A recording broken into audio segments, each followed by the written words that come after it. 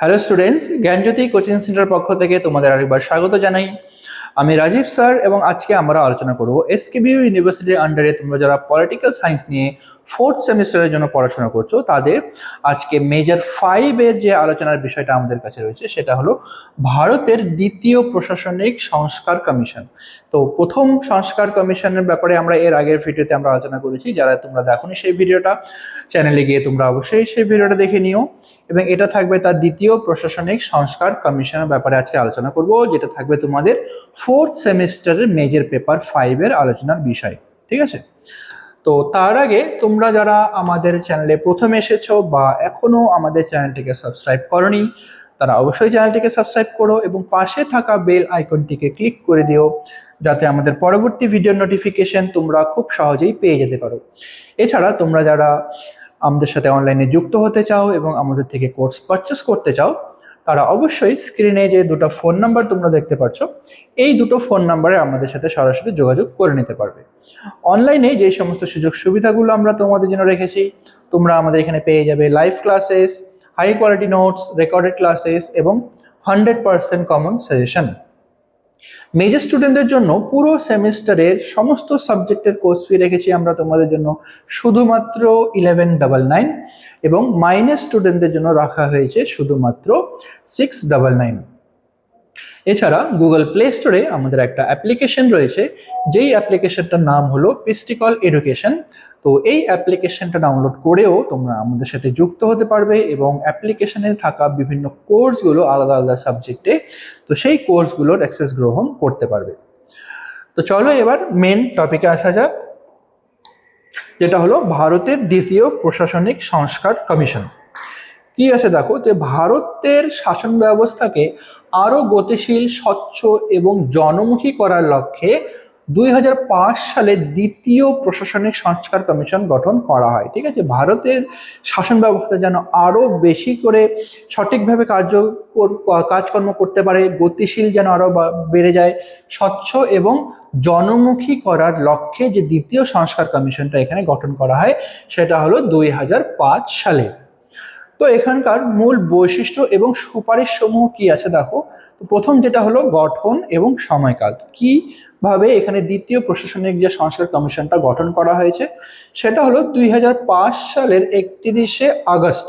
ঠিক আছে, 2005 সালের 31শে আগস্ট এই কমিশন গঠন করা হয়। তো দ্বিতীয় যে সংস্কার কমিশন গঠন করা হয় সেটা হলো 31শে আগস্ট 2005 সালে। এর প্রথম চেয়ারম্যান ছিলেন বীরাপ্পা মাইলি। ঠিক আছে, বীরাপ্পা মাইলি ছিলেন এর প্রথম চেয়ারম্যান। পরবর্তীকালে ভি রামচন্দ্রন এর দায়িত্ব গ্রহণ করেন। আচ্ছা, দ্বিতীয় যেটা আছে মূল লক্ষ্য, তো এই দ্বিতীয় কমিশনের মূল লক্ষ্য কি ছিল? একবিংশ শতাব্দীর চ্যালেঞ্জ এবং মোকাবিলায় ভারতের প্রশাসনিক কাঠামোকে ঢেলে সাজানো এবং সুশাসন নিশ্চিত করা।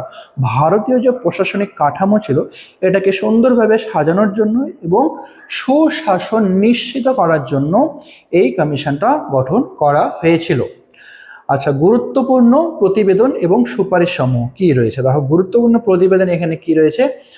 কমিশন মোট 15টি প্রতিবেদন পেশ করেছিল। এই দ্বিতীয় কমিশন টোটাল 15টি প্রতিবেদন পেশ করে এবং উল্লেখযোগ্য কয়েকটি প্রতিবেদন এখানে যা আমরা দেখছি সেটা হলো প্রথমে একটা তথ্য জানার অধিকার। তো প্রথম যে গুরুত্বপূর্ণ প্রতিবেদনটা আমরা এখানে দেখবো সেটা হলো রাইট টু ইনফরমেশন বা তথ্য জানার অধিকার কি। আরটিআই আইনকে আরো কার্যকর করা এবং সরকারি কাজে গোপনীয়তা সংস্কৃতি দূর করার সুপারিশ। ঠিক আছে, সরকারি কাজে আগে বিভিন্ন ধরনের গোপনীয়তা রেখে বা গোপনে রেখে সরকার সেই কাজকর্মগুলো করে যেত, কিন্তু এই গোপনীয়তাটাকে দূর করার জন্য এখানে সুপারিশ করা হয়। দ্বিতীয় নাম্বার যেটা রয়েছে সিভিল সার্ভিস সংস্কার। কর্মকর্তাদের ক্ষমতা বৃদ্ধি এবং কর্মক্ষমতা ভিত্তিক মূল্যায়নের কথা বলা হয়। কর্মক্ষমতা বা কর্মকর্তা, যেখানে সিভিল সার্ভিসে যে সমস্ত কর্মচারীরা কাজ করতেন তাদের ক্ষমতাকে যেন আস্তে আস্তে বৃদ্ধি করা হয় এবং কর্মক্ষমতা অনুযায়ী যেন তাদেরকে মূল্যায়ন করা হয়, সেটা এখানে সুপারিশ করা হয়। তৃতীয় নম্বরে রয়েছে সংকট ব্যবস্থাপনা বা ক্রাইসিস ম্যানেজমেন্ট। প্রাকৃতিক এবং মানব সৃষ্টি বিপর্যয় মোকাবিলার একটি শক্তিশালী আইনি কাঠামো প্রস্তাব। ঠিক আছে, প্রাকৃতিক যে বিপর্যয়গুলো রয়েছে বা মনুষ্য সৃষ্টি যে বিপর্যয়গুলো রয়েছে সেগুলো সঠিকভাবে মোকাবিলা করার জন্য এখানে প্রস্তাব দেয়া হয় দ্বিতীয় কমিশনের মাধ্যমে। আচ্ছা, তারপরে রয়েছে কি জনমুখী প্রশাসন। সরকারি পরিষেবা প্রদানের ক্ষেত্রে নাগরিকদের সন্তুষ্টিকে অগ্রাধিকার দেওয়া হয়। ঠিক আছে, সরকারি পরিষেবা যতগুলো রয়েছে সেই পরিষেবাগুলো নাগরিকরা যাতে সঠিকভাবে সন্তুষ্ট হতে পারে সেই ক্ষেত্রে এখানে গুরুত্ব আরোপ করা হয় এবং সিটিজেন চার্টার বাস্তবায়ন করা হয় এখানে। আচ্ছা, তারপরে রয়েছে কি শাসন ব্যবস্থায় নৈতিকতা। তো শাসন ব্যবস্থা নৈতিকতা এখানে দ্বিতীয় যে সুপারিশ কমিশনটা রয়েছে এর মাধ্যমে এখানে প্রস্তাব গ্রহণ করা হয় বা প্রস্তাব দেওয়া হয়। রাজনীতি এবং প্রশাসনের দুর্নীতি রোধে কঠোর পদক্ষেপ এবং লোকপাল ব্যবস্থাকে আরো শক্তিশালী করার সুপারিশ দেওয়া হয়। রাজনীতির ক্ষেত্রে এবং প্রশাসনিক দিক থেকে যতগুলো এখানে দুর্নীতি করা হতো এই দুর্নীতিগুলোকে বন্ধ করার জন্য বা রোধ করার জন্য এবং লোকপাল ব্যবস্থা যাতে আরো শক্তিশালী হয়ে ওঠে সেই ব্যাপারে এখানে প্রস্তাব দেয়া হয়। আচ্ছা, তারপরে যেটা রয়েছে ই গভর্নেন্স।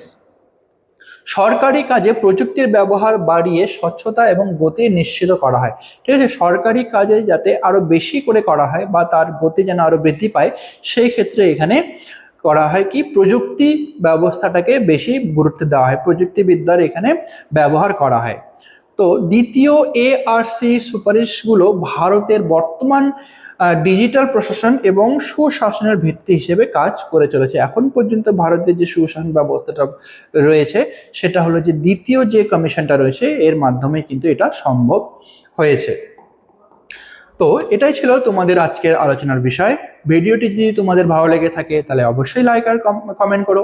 দেখা হবে পরবর্তী ভিডিওতে নতুন কোনো টপিক নিয়ে। ততক্ষণ পর্যন্ত ভালো থেকো, সুস্থ থেকো।